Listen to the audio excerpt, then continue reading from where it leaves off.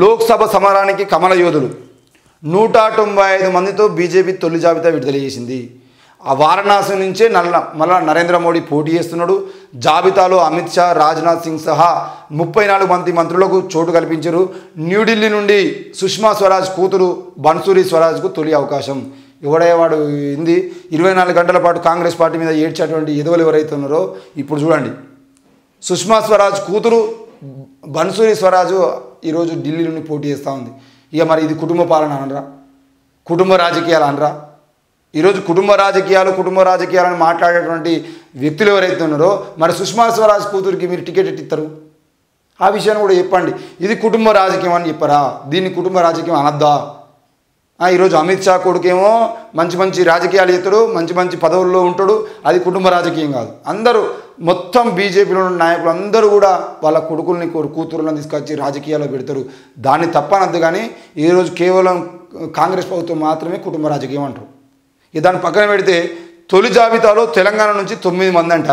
ఆ 9 మందిలో మాధవీలత హైదరాబాద్ సీటు, బీబీ పాటిల్ మొన్ననే బీఆర్ఎస్ పార్టీ నుండి బీజేపీలో చేరిన బీబీ పాటిల్కు జహీరాబాద్ సీటు, పి భరత్ నాగర్ కర్నూలు నుంచి భరత్ ఈరోజు మరి మొత్తానికైతే ఆ భరత్ కూడా సీట సంపాదించుకునే ప్రయత్నం చేశారు. వీళ్ళు ముగ్గురు కూడా బీజేపీ కోసం ఏం చేసిన వాళ్ళు కాదు. వీళ్ళిద్దరేమో భరత్ను బీబీ పాటిల్ ఏమో పార్టీలో చేరిరు, టికెట్లు సంపాదించుకున్నారు. మరి ఈ మాధవీలత ఎవరు?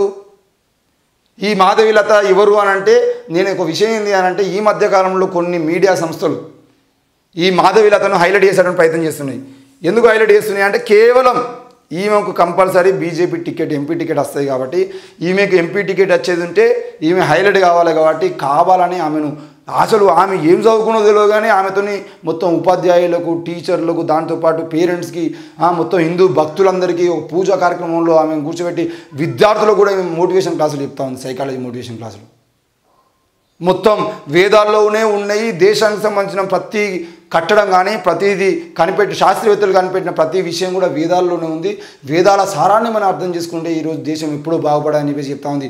మరి వేదాలు చదివి ఎంపీ టికెట్ తెచ్చుకున్నా కదా, వేదాలు చదివి ఓట్లు ఎట్లా తెచ్చుకున్నా కూడా ఆ వేదాల దగ్గర కూర్చోవచ్చు కదా, నువ్వు ఎందుకు ప్రచారం చేసుకోవడం? మరి ఈరోజు సైన్స్ కనిపెట్టినటువంటి మైకులు కానీ, సైన్స్ కనిపెట్టినటువంటి ఏ వస్తువుని కానీ, సైన్స్ కనిపెట్టిన కార్లు వదిలేసి ఎడ్ల బండ్ల మీద తిరుగు, లేదంటే నడుచుకుంటూ ప్రచారం చేయి. ఈరోజు విరించి హాస్పిటల్ నడుపుతున్నటువంటి మాధవీలత గారు విరించి హాస్పిటల్లో వేదాలతో వైద్యం చేస్తున్నారా, సైన్స్తో వైద్యం చేస్తున్నారా అనే విషయాన్ని ప్రజలకు చెప్పిన తర్వాత లక్షల కోట్ల రూపాయలు ఈరోజు విరించి హాస్పిటల్ ద్వారా సంపాదిస్తున్నటువంటి మీరు ఈరోజు దేశంలో ఉన్నటువంటి ప్రజలకు, ముఖ్యంగా తెలంగాణ ప్రజలకు సమాధానం చెప్పిన తర్వాత ఓట్లు అడగాలి.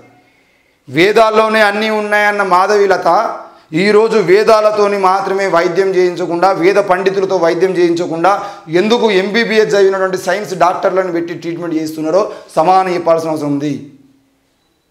బీజేపీ కూడా ఆలోచించుకోవాలి.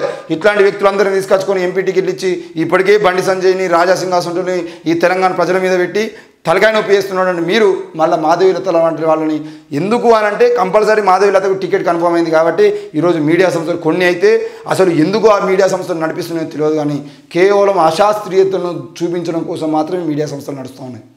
వాళ్ళకి వ్యూస్ మాత్రమే రావాలి, లక్షల వ్యూస్ రావాలి, కోట్ల రూపాయల సంపాదన కావాలని చెప్పేసి దానికోసమే ప్రయత్నం చేస్తూ ఈరోజు ఎక్కడా లేనటువంటి వ్యక్తులను తీసుకొచ్చి వాళ్ళ ఛానల్లో చూపించి వాళ్ళని హైలైట్ చేసాలని ప్రయత్నం చేస్తూ ఉన్నాయి.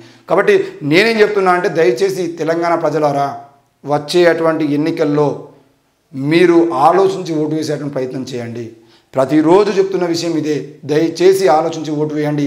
లేదు అనంటే ఈరోజు తెలంగాణ రాష్ట్రం అభివృద్ధిలో వెనక్కిపోవడానికి ఎంత కారణమైతే బీజేపీ ప్రభుత్వం కావాలని దక్షిణ భారతదేశానికి నిధులు ఇవ్వకుండా, అందులో ముఖ్యంగా తెలంగాణ, కర్ణాటక, ఆంధ్రప్రదేశ్, తమిళనాడు లాంటి రాష్ట్రాలకి మొత్తానికి నిధులు మంజూరు చేయకుండా కావాలని చేస్తూ కేవలం ఉత్తరప్రదేశ్కు, గుజరాత్కు మాత్రమే నిధులు ఇచ్చుకుంటూ, రాజస్థాన్ లాంటి మొత్తానికైతే ఉత్తర భారతదేశానికి నిధులు ఇచ్చుకుంటూ దక్షిణ భారతదేశాన్ని కావాలని దూరం పెడుతున్నటువంటి నరేంద్ర మోడీ పాలన కనుక మళ్ళీ వస్తే దేశం మొత్తం సర్వనాశనం అవుతుంది.